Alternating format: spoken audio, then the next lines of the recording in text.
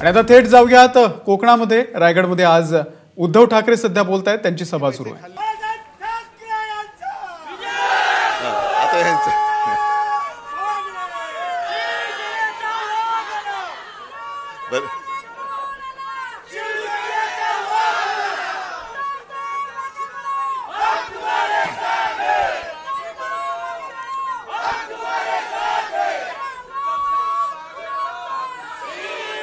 ठीक आहे, आता बोलतो मी जरा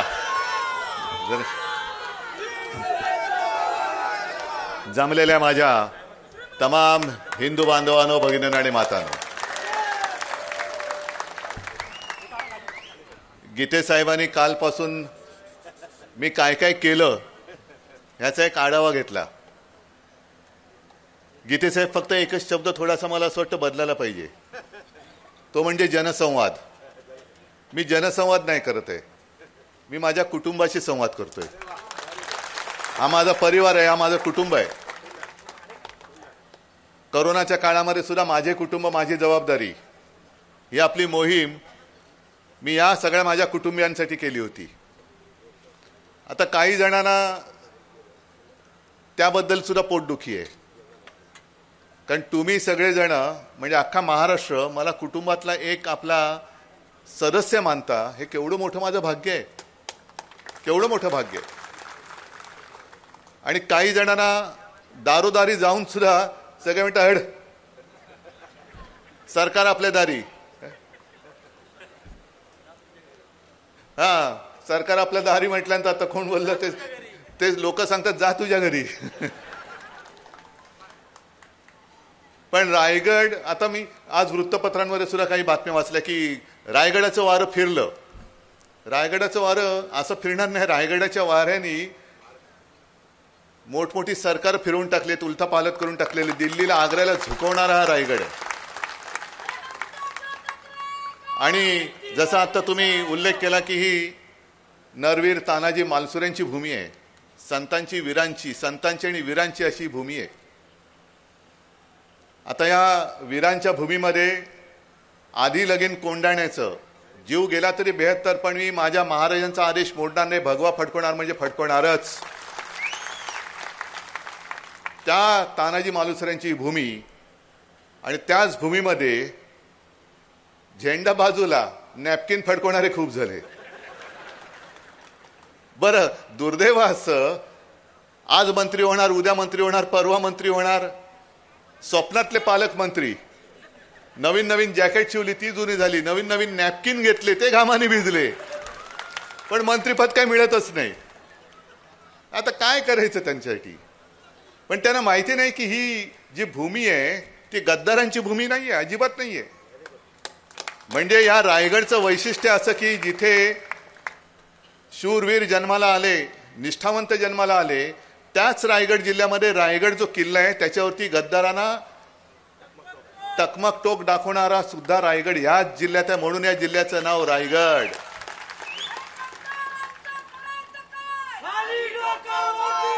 अरे असं कसं करणार? डोकं असलं तर कराल ना. गद्दारांचं करायचं काय खाली? अरे डोकं कुठे त्यांना, म्हणून तर गद्दारी केली. तर काय कुठले त्यांचं वर केलं तरी डोकं कुठे? आणि दुसरं, गीते साहेब तुम्ही सांगितलं की इकडे वारकरी संप्रदाय आहे, वारकरी संप्रदाय आहे. आता वारकरी म्हटल्यानंतर मला एक जुनं शिवसेना प्रमुखांचं वाक्य आठवलं आणि त्यांनी सांगितलं की तुम्ही वारकरी आहात, आम्ही सुद्धा वारकरी आहोत. आम्ही कसे वारकरी? आम्ही अन्यायावरती वार करणारे वारकरी आहोत. त्याच्यामुळे आपला पंथ एकच आहे, धर्म एकच आहे, झेंडा एकच आहे, पताका एकच आहे. जो भगवा आपला छत्रपती शिवाजी महाराजांचा हिंदूंचा आहे, त्या भगव्यामध्ये छेद करणारे आणि हिंदुत्वामध्ये भेद करणारे जे भारतीय जनता पक्षाचे आता गोमूत्रधारी हिंदू आलेले आहेत, त्यांना त्यांची जागा दाखवून द्यायची आहे, त्यांना त्यांची जागा दाखवायची. मला आनंद आहे की मी हा एक परिवार संवाद दौरा सुरू केला, कुटुंब संवाद दौरा सुरू केला. त्याच्यामुळे मला सगळे माझ्या कुटुंबातली लोक भेटतायत आणि खात्री देत आहेत, जसं रायगडमधनं सुद्धा आपलाच खासदार येणार, आलाच पाहिजे, आणलाच पाहिजे. कारण का आणायचा? काल अर्थसंकल्प जाहीर झाला, त्याच्यावरती मला जे काय बोलायचं ते मी बोललोय. मोदी गॅरंटीबद्दल सुद्धा बोललोय, ऐकलं ना तुम्ही. मोदीजी आपले पंतप्रधान गेल्या 2 वेळेला आपणही त्यांच्या प्रचारासाठी होतोच. असं काही नाही की ते एकट्याच्या जीवावरती पंतप्रधान झाले. शिवसेना तुमच्या अडचणीच्या काळामध्ये जर शिवसेना प्रमुख तुमच्या सोबत उभे राहिले नसते, पाठी उभे राहिले नसते, तर वाजपेयीजी तुमचं काय करत होते हे लक्षात ठेवा जरा. हे शिवसेना प्रमुखांचं, शिवसेनेचं ऋण हे विसरू नका. पण मोठं सांगतात की मेरी गॅरंटी आहे, मोदी गॅरंटी आहे. मोदी गॅरंटी म्हणजे कोणती गॅरंटी? कि भ्रष्टाचार करा, भाजपात या, आपको कुछ नहीं होगा, मेरी मोदी गॅरंटी है. ज्यांच्यावरती भ्रष्टाचाराचे आरोप करून त्यांना तुम्ही घाबरवलं, ईडी सोडली, सीबीआय सोडलं, इन्कम टॅक्स सोडलं.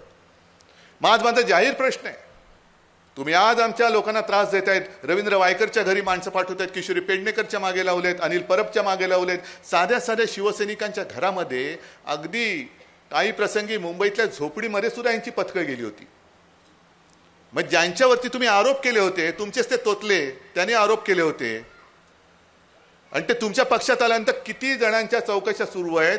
जसं वायकरना ईडी ऑफिसमध्ये बोलवत आहे, रोहित पवारला बोलवत आहे, संजय राऊतच्या भावाला बोलवलं, किशोर पेडणेकरांना बोलवत आहेत, तसं तुमच्यावरती ज्यांनी आरोप केले होते आणि ज्यांच्या घरी अगदी तुमचे सीमा सुरक्षा दलातले जवान घेऊन तुम्ही धाडी टाकल्या होत्या, आता त्यांनीच एका इंटरव्ह्यूमध्ये सांगितलं की ज्यांनी धाड टाकली होती तेच आता माझे रक्षक म्हणून माझ्या समोर, माझ्या भोवती असतात. ही मोदी गॅरंटी? हा कोणता प्रकार आहे? भ्रष्टाचार मी निर्मूलन करणार. भ्रष्टाचार म्हणजे जेवढे भ्रष्टाचारी आहेत ते भाजपात घेत आहेत. बघा झाले की नाही, भारत स्वच्छ, सगळे पक्ष भ्रष्टाचार मुक्त झाले. कारण जेवढे भ्रष्ट तुमच्या पक्षात होते ते मी माझ्याकडे घेतले. म्हणजे कदाचित ते वारकरी पंथातले लोक आले आहेत, ते सांगू शकतील की काही असं म्हणतात, काही जणांची एक दिव्य शक्ती असते की दुसऱ्याचा आजार आपल्यावरती घेतात, तसं हे दुसऱ्याचा भ्रष्टाचार स्वतःवरती घेतात आणि त्यांना पावन करून टाकतात. वॉशिंग मशीन, ही मोदी गॅरंटी. मग 10 वर्ष झाली तुम्हाला. 14 साली तुम्हाला काय काय योजना दिल्या होत्या? जनधन योजना, ही योजना, ती योजना, उज्ज्वला योजना. त्यातल्या किती योजना पूर्ण झाल्या? ती मोदी गॅरंटी आम्हाला दाखवा. जल जीवन मिशन किती पूर्ण झालं? उज्ज्वला योजना किती? तुम्ही ग्रामीण भागातल्या महिला पण आहेत ना इकडे, किती तुम्हाला. मला खरंच आनंद होईल की सगळ्या जणींनी हात वर केला की होय आम्हाला याचा लाभ झाला, तर मला खरंच आनंद वाटेल. उज्ज्वला योजनेचा लाभ किती जणींना झाला मला हात वर करून दाखवा. तुम्हाला झाला लाभ? उज्ज्वला योजना लाभ झाला तर वर करा हात, नसेल झाला तर नका करू.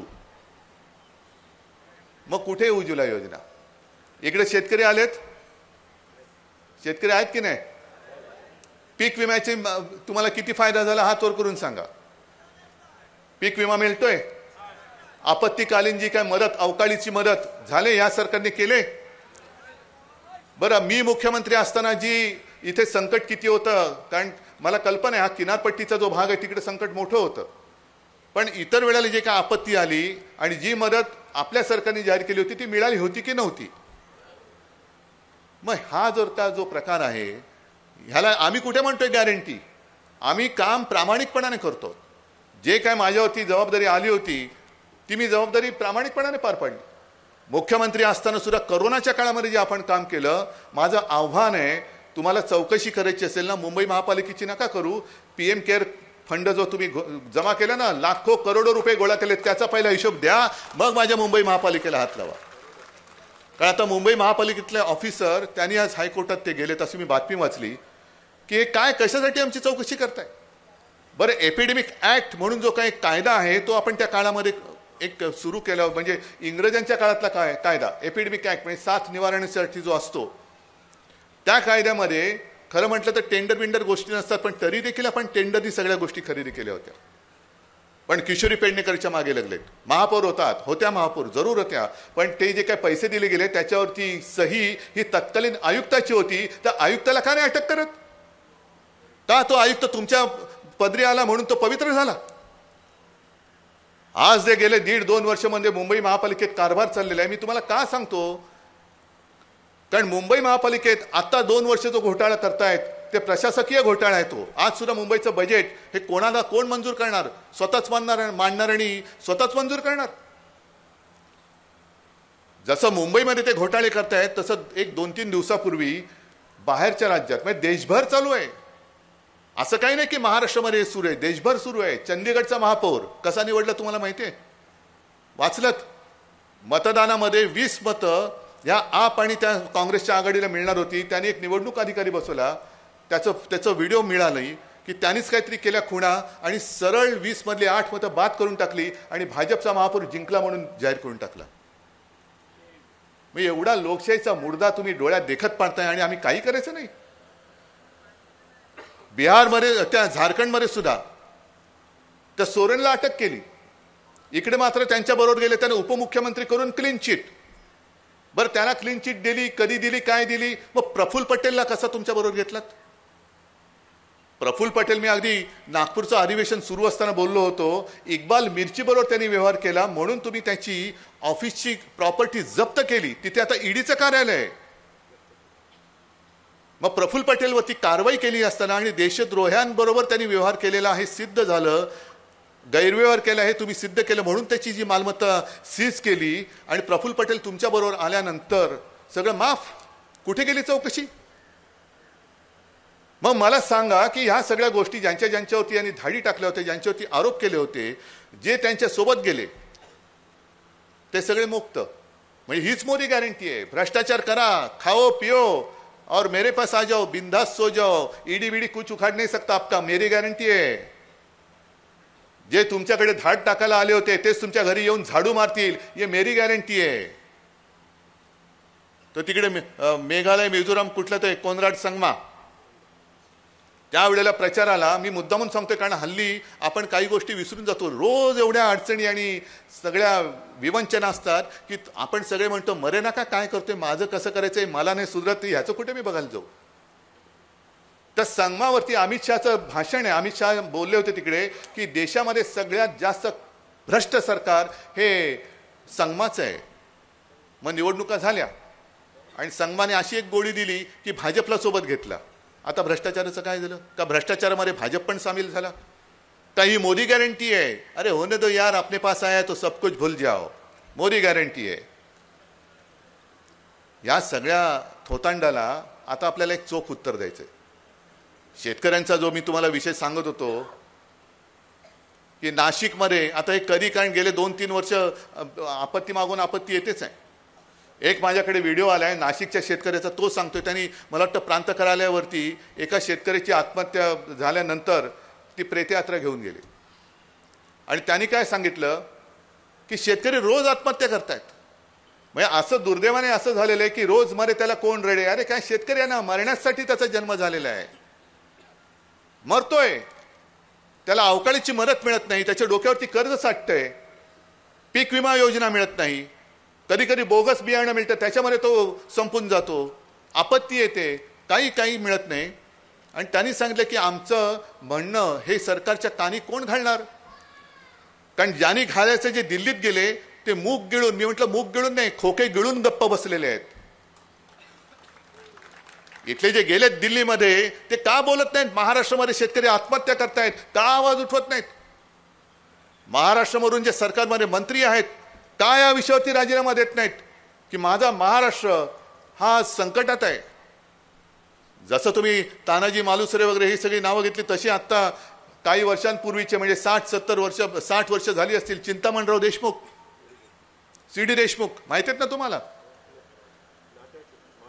मार्चच ना, मग नाटे भागातले सी.डी. देशमुखना कसं विसरता येईल? कारण आज जसे पंतप्रधान बसले तेव्हा नेहरू होते आणि नेहरूंचा सुद्धा एक दरारा होता, नेहरूंसमोर कोणाची बोलण्याची हिंमत होत नव्हती. आणि मुंबई संयुक्त महाराष्ट्र चळवळीचं ते आधी आंदोलन पेटलं असताना मोरारजी देसाईने बेछूट गोळीबार केला आणि मराठी माणसाचे मुर्दे पाडले. होय, हत्याच केली मराठी माणसाची त्यांनी. आणि त्याची चौकशी करा म्हणून मागणी केली लोकसभेत. नेहरूने नकार दिला आणि त्यावेळेला हे आपले सी.डी. देशमुख म्हणजे ह्याच जिल्ह्याचे एक पुत्र सुपुत्र त्यांनी नेहरूंना तोंडावर सांगितलं की माझ्या महाराष्ट्रामध्ये जो गोळीबार झाला त्याची चौकशी करायला तुम्ही नकार देताय म्हणजे तुमचा महाराष्ट्राबद्दल आकस आहे, मी तुमच्या मंत्रिमंडळात राहू शकत नाही, हा घ्या माझा राजीनामा. तसा एक तरी मंत्री आता देतील, कारण द्यावाच लागणार, पुन्हा निवडून नाही येणार. 2 महिन्यात राजीनामा दिला तर कदाचित हिरो बनण्याचं नाटक होईल. पण हे जे तुमचे नॅपकिन वीर आहेत, इथल्या व्यावसायिकांना सुद्धा ते त्रास देतात असं माझ्या कानावर आलं. येऊ दे सरकार, बघतो यांचं कसं करायचं, तो नॅपकिनच पिळून टाकतो मी. पण त्यांची जेव्हा साक्ष चालली होती या लवादासमोर, त्यांना आपल्या वकिलांनी विचारलं, तुम्ही सुरतला का गेला होतात? आता सुरतला का गेलो तर काय उत्तर दिलं त्यांनी माहिती आहे तुम्हाला? आलं, छत्रपती शिवाजी महाराज सुद्धा सुरतला गेले होते. अरे नालायक माणसा, छत्रपती शिवाजी महाराजांचं नाव घ्यायची तुझी लायकी नाही. बरं, आमचे छत्रपती शिवाजी महाराज सुरतला गेले होते, ते स्वराज्यासाठी आणि इंग्रजांची वखार लुटायला गेले होते. आणि हे सुरतला गेले, हे महाराष्ट्र लुटणाऱ्याच्या पायी घालीन लोटांगण करायला गेले होते. हा फरक आहे मोठा. महाराजांचं सुरतला जाणं होतं ते महाराष्ट्रासाठी, स्वराज्यासाठी होतं. आणि हे महाराजांनी दिलेलं स्वराज्य हे लुबाडतायत, ओरबाडतायत, त्यांना त्यांच्यासमोर शेपूट हलवायला हे गेले होते. हा फरक आहे. मग कशाला सांगता तुम्ही? एक तर तुमच्या डोळ्यात देखत म्हणे आम्ही बाळासाहेबांचे विचार घेऊन पुढे चाललेलो आहोत. महाराष्ट्र ओरबाडला जातोय, महाराष्ट्र लुटला जातोय. आणि ते म्हणजे मला गुजराती समाजाबद्दल अजिबात आढी नाहीये. इकडे सुद्धा गुजराती बांधव आले असतील, वर्षानुवर्ष राहत आहेत. पण आज जे काही दिल्लीश्वर बसलेले आहेत ते देश, संपूर्ण देश एका बाजूला आणि गुजरात एका बाजूला, असं जे काही विभाजन करतात कळत नकळत, ते फार घातक आहे. गुजराती समाज माझा देशभर पसरलेला आहे. आपल्या महाराष्ट्रामध्ये तो दुधात साखर विरघळावी तसं तो मिळून मिसळून गेलेला आहे. वर्षानुवर्ष राहत आहेत, आपल्यासारखं मराठी बोलतायत, व्यवसायासाठी आले, काम धंद्यासाठी आले, त्यांची मुलं बाळ, त्यांच्या अनेक पिढ्या इकडे कामधंदा करतायत. सगळं तुम्ही ओरबाडून तिकडे घेऊन जाताय.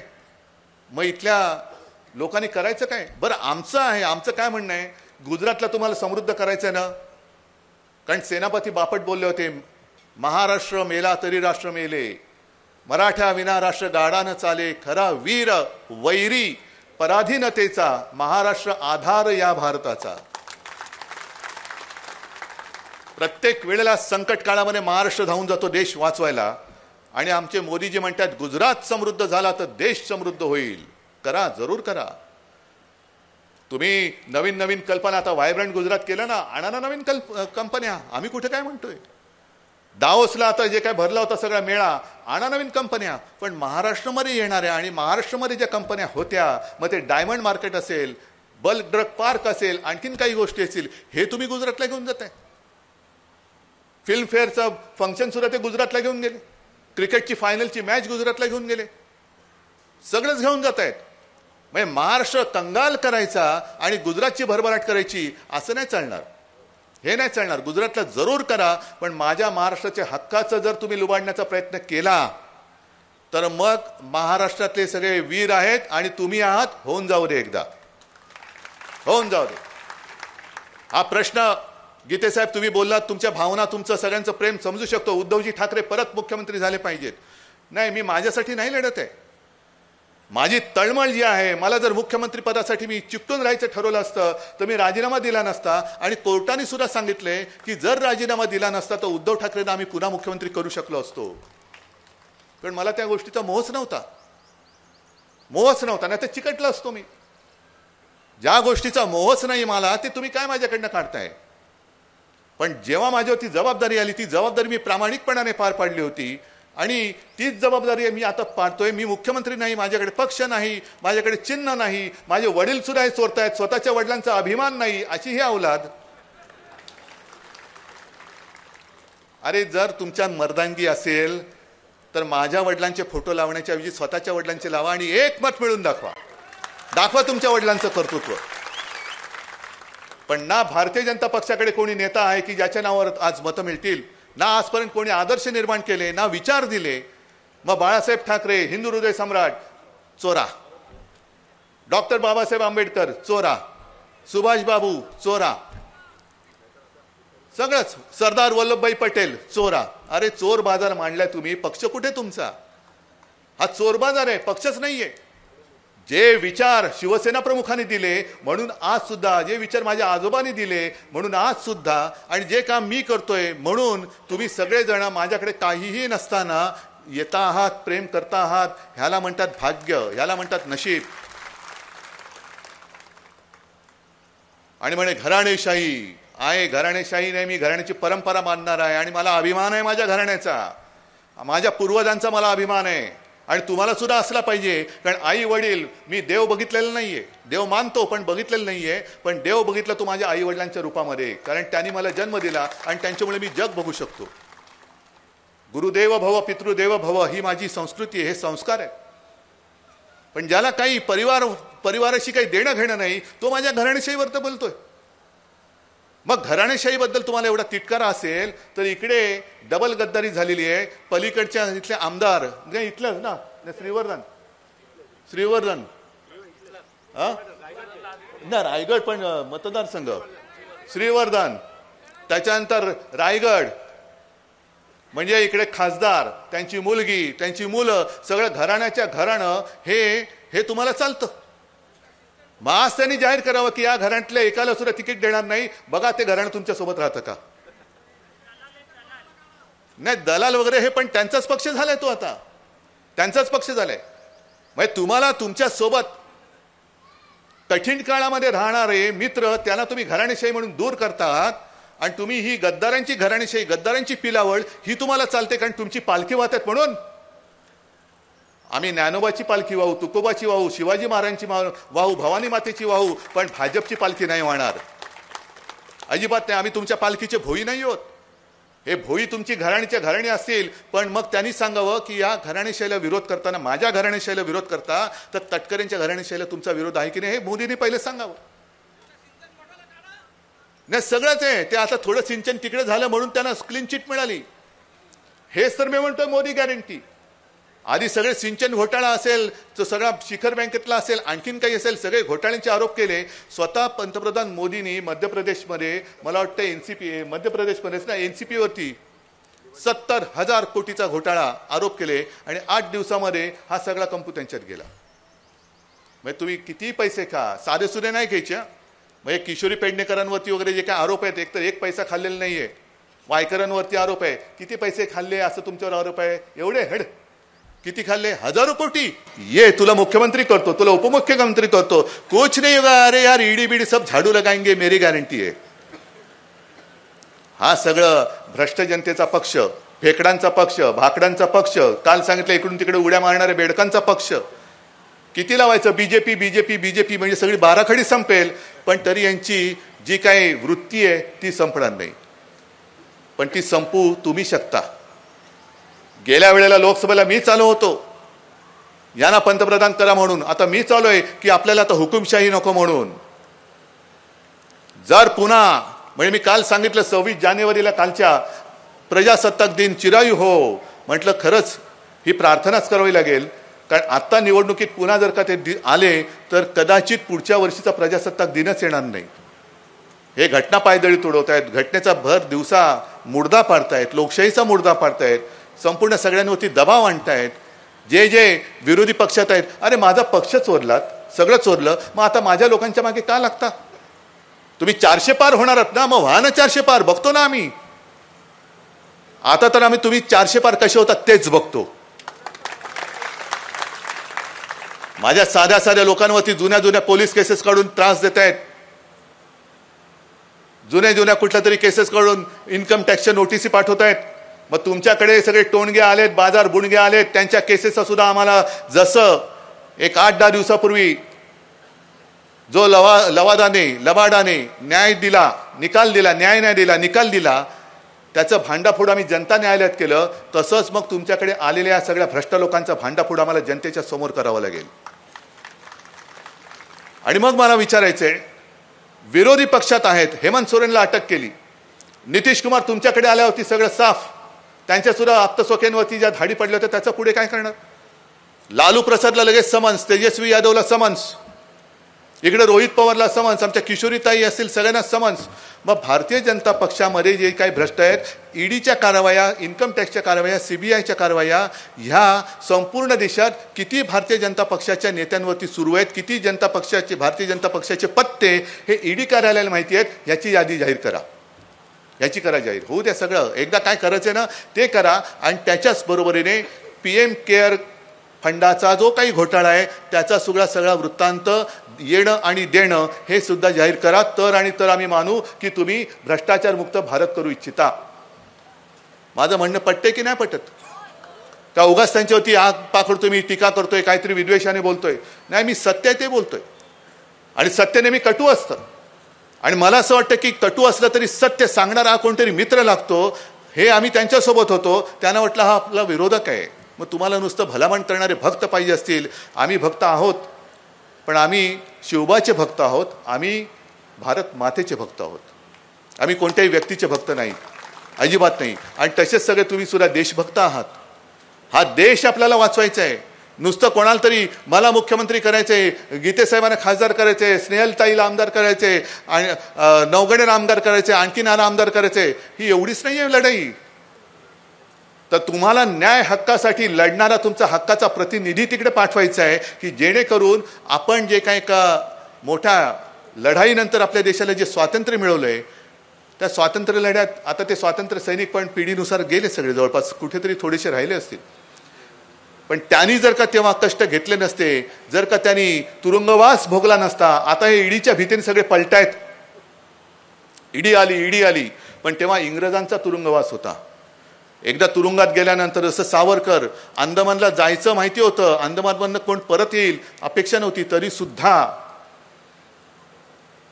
त्यांनी तुरुंगवास भोगला. असे असंख्य हजारो लाखो, त्यांचं काय नाव सुद्धा नसेल, ते इंग्रजांच्या जुलमामुळे कदाचित वारले असतील, गेले असतील, किंवा आयुष्यभर तुरुंगात चढले असतील. पण त्यांनी कष्ट नसते घेतले तर आज आपण भारत माता की जय बोलू शकलो नसतो. हे त्यांचे उपकार आपण विसरता कामा नये. हे त्यांचे उपकार आहेत. आणि त्यांचे उपकार जर का नुसते आपण डोळ्यात देखत माझ्या भारत मातेच्या हातामध्ये पुन्हा स्वकीयांच्या बेड्या पडणार असतील आणि आपण थंड डोक्याने बघणार असू, तर ते म्हणतील अरे ह्या नालायकांसाठी मी माझा जीव दिला, हे नालायक आहेत, ह्यांच्यासाठी मी जीव नसता दिला तरी बरं झालं असतं, कारण हे स्वातंत्र्य भोगण्याच्या लायकीचेच नाही आहेत. माझ्या कपाळावरती मी तो शिक्का नाही मारून घेणार, अजिबात नाही. जेवढी काय माझी ताकद आहे ती मी माझ्या देशासाठी, माझ्या महाराष्ट्रासाठी कारणीभूत लावणार. आणि जोपर्यंत तुम्ही सगळे माझ्यासोबत आहात, मला परवा नाही कोणी समोर उभा राहिला तरी देशभक्त नेहमी जिंकतो, देशद्रोही नेहमी हारतो. आणि त्याच्यासाठी आज हा जो माझा कुटुंब संवाद दौरा आहे, तो दौरा मी पुढे घेऊन चाललेलो आहे. पण ही लढाई साधी समजू नका. जसं त्यांनी सांगितलं निवडणुकीच्या कामाला लागा, मी तुम्हाला सांगतो निवडणुकीच्या कामाला लागा. काय करणार म्हणजे सांगा काय करणार निवडणुकीचं काम? निवडणूक अजून जाहीर नाही झाली, मी आज तुम्हाला सांगतोय निवडणुकीच्या कामाला लागा. म्हणजे काय करणार? उद्धव ठाकरेंनी आदेश दिले सगळ्यांनी निवडणुकीच्या कामाला लागा. नाही, काम मोठं आहे. ज्याप्रमाणे आता ते गावागावामध्ये ते मोदी सरकारचा रथ फिरतोय ना, सरकार आपल्या दारी थापामारी, पण गावागावात मोदी सरकारचा रथ गावकरी अडवत आहेत, शेतकरी अडवत आहेत. आणि त्यांना परत पाठवत आहेत की अरे तू बोलतोय, अरे काल तर मी बातमी वाचली, नगरमध्ये त्या खासदाराला सांगितलं एका शेतकऱ्याने, अहो आम्हाला तुम्ही योजना जाहीर केल्या त्या नाही मिळाल्या. मग एक जण गर्दीतनं बोललाय याला खेटराचे माळ घाला. मग ही जी चर्चा आहे ना, मी जो तुम्हाला कार्यक्रम दिला होता होऊ दे चर्चा, जसं 2014 साली मोदीजीने आणली होती चाय पे चर्चा, तसं तुम्ही सुरू करा होऊ दे चर्चा. घेऊन बसा 10 वर्षाचा आढावा. 14 साली काय सांगितलं होतं? अच्छे दिन आएंगे, आले का? तुमच्या खात्यामध्ये 15 लाख रुपये येणार, आले का? शेतकऱ्याचे उत्पन्न दुप्पट होणार का? उज्ज्वला योजनेमध्ये एवढे सिलेंडर फुकट मिळाले का? जनधन योजनेमध्ये एवढे पैसे मिळाले का? पीक विमा, प्रधानमंत्री फसल विमा योजना मिळाली का? काहीच नाही मिळालेलं. मग हे होऊ दे चर्चा. ही कसली गॅरंटी? मी फक्त बोलेन पण देणार काहीच नाही, ये मेरी गॅरंटी है. जो बोलूंगा वो झूठ बोलूंगा, मेरी गॅरंटी आहे. ही गॅरंटी, हे निवडणुकीचं काम आहे. लोकांमध्ये जागा करत आहे ना, मोठमोठ्या सभा घेऊ नका, पण जिथे जिथे महिला असतील जा तुम्ही. आता आशा वर्कर आहेत, अंगणवाडी सेविका आहेत. सीतारामनबाईंनी काल जाहीर केलं की आम्ही तरुण, महिला, शेतकरी आणि गरीब यांच्यासाठी काम करणाऱ्या 4च जाती आहेत. मग अंगणवाडी सेविका संप करतायत, त्या महिला नाही आहेत. आशा सेविकांना सगळं काही मिळते का? बघा. शेतकऱ्याला त्यांचं जे काय मिळायला पाहिजे, हक्काचं मिळायला पाहिजे, मिळते का? मग कुठे 10 वर्ष केलं काय? आत्ता तुम्हाला कळलं या देशामध्ये 4 जाती आहेत. मग महाराष्ट्रामध्ये जातनिहाय सर्वेक्षण का करताय तुम्ही? मग जर घरी कोणाला जातनिहाय सर्वेक्षणाला तुमची जात काय? मी महिला, मी तरुण, मी शेतकरी, पण बहुतेकांची जात ते सांगतील गरीब. मग ह्या जातीवरती तुम्ही आरक्षण देणार का? ह्या जातीवरती तुम्ही काम करणार म्हणजे नेमकं काय करणार हे विचारा तुम्ही. मग तुमच्याकडे जेव्हा त्यांचे नेते येतील तेव्हा त्यांना विचारा, बाबा तुला आज साक्षात्कार झाला, आज साक्षात्कार झाला, निवडून येताना तुम्हाला 4 जाती दिसतात, निवडून आल्यानंतर तुम्हाला फक्त सुटाबुटातल्या जाती दिसतात. तुमचे मित्र म्हणजे देश नाही, देश म्हणजे माझी ही जनता, माझ्या समोर बसलेली ही माझी जनता आहे आणि ह्यांच्यासाठी काम करा. तुमच्या मित्रासाठी काम करू नका. घराणेशाहीवरती टीका जरूर करा, पण आम्ही तुमच्या मित्रशाहीवरती टीका करतो. सगळं काही तुमच्या मित्राला, सगळं काही मित्राला. कोण मित्र तुम्हाला माहिती आहे की नाही? बरं झालं मला सांगितलं. पण वापरून तुम्हाला घ्यायचं, मतं तुमची, म्हणजे मत तुमचं आणि किंमत त्यांची. मत तुमचं आणि किंमत त्यांना, हे नाही चालणार. आता तुम्हाला हिंमत दाखवावी लागेल, हिंमत दाखवावी लागेल. आणि याच्या पुढे इकडे मी तर म्हणेन, अगदी भाजपची सुद्धा कार्यकर्ते असतील, आजूबाजूला असतील, टीव्हीवरनं बघत असतील, RSSचे कार्यकर्ते असतील, RSSने सुद्धा पिढ्यानपिढ्या यांना मजबूत करण्यात घालवले आहेत. आयुष्य बर्बाद झालेले आहेत त्यांची. घरदार काही तर अविवाहित राहिले, घरदार संसार सगळं मोडून टाकलं त्यांनी. पण नाही, हिंदुत्व हिंदुत्व हे हिंदुत्व नाही, अजिबात नाही. मी हुकुमशाहीला हिंदुत्व मानणार नाही, अजिबात नाही. पण त्यांनी सुद्धा विचार केला पाहिजे की जे सगळं पक्ष चोरणारं तुमचं हिंदुत्व आहे का? पक्ष फोडणारं तुमचं हिंदुत्व आहे का? हिंदूंमध्ये भेदभाव करणारं तुमचं हिंदुत्व आहे का? आणि पुढच्या पिढ्या हुकुमशहाच्या हातात देणारं, पुढच्या पिढ्या केवळ आमच्या नाही, त्याच्यात RSSच्या पण आल्या, भाजपच्या पण आल्या, ज्यांच्या अंधभक्तांच्या सुद्धा आल्या, या सगळ्या पिढ्या ह्या तुम्ही हुकुमशहाच्या हातामध्ये देण्याचं पाप करू नका. हे मी अगदी भाजपच्या कार्यकर्त्यांना, RSSच्या कार्यकर्त्यांना आणि अंधभक्तांना सुद्धा सांगतो आहे. आणि त्यासाठी आपली लढाई आहे. आज मला बरं वाटलं की एक कुटुंबाला साथ घातल्यानंतर एवढे माझे कुटुंबीय माझ्यासोबत आलेले आहेत. आज ही माझ्या दिवसातली पहिली सभा आहे. अजून 2 सभा पुढे आहेत. पुन्हा परवापासून मी सिंधुदुर्ग आणि रत्नागिरीमध्ये आहे. आता हेच सगळीकडे बोलत जाणार आहे. मी ज्या ज्या काही गोष्टी येतील त्या बोलत जाणार. आणि एकच सांगतो, आपल्याकडे ती एक आहे ना, राजा जागा रहा, रात्र वैरेची आहे. तुम्ही राजा आहात, मतदार राजे, मतदार राजा जागा रहा. रात्र वैरेची आहेच, पण झोप घेतली तर दिवस सुद्धा वैऱ्याचे येतील, दिवस सुद्धा येतील. म्हणून जागे रहा आणि जनतेला जागे करा, एवढीच तुम्हाला विनंती करतो आणि आपली रजा घेतो. जय हिंद, जय महाराष्ट्र. तर पोलादपूर या ठिकाणाहून उद्धव ठाकरे यांच्या सुरू असलेल्या सभेचं थेट प्रक्षेपण आपण पाहिलं. त्यांनी विविध विषयांवरती यावेळेला संबोधत असताना तटकरेंचं घराणं कसं चालतं, गद्दार कसे चालतात, उद्धव ठाकरेंनी हा सवाल केलाय. घराणेशाहीवरून उद्धव ठाकरेंनी भाजपवरती आज हल्लाबोल केला. तटकरेंचं घराणं कसं चालतं, गद्दार कसे चालतात, असाही प्रश्न त्यांनी उपस्थित केलेला आहे. त्याचबरोबर अनेक विषयांवरती त्यांनी चांगलीच टीका केलेली आहे. घराणेशाही हा मुद्दा जरी असला तरी दुसरीकडे रायगडमध्ये उद्धव ठाकरेंच्या एकूण 3 सभा आहेत आणि त्याच निमित्तानं पोलादपूर या ठिकाणी ते बोलत होते. जनसंवाद नाही तर कुटुंबियांशी संवाद साधत असल्याचं त्यांनी यावेळेला जाहीरपणे सांगितलं. निवडून आल्यावरती सुटाबुटातले फक्त दिसतात, अशा प्रकारची टीका त्यांनी थेटपणे भाजपवर केलेली आहे. ABP माझा, उघडा डोळे बघा नीट.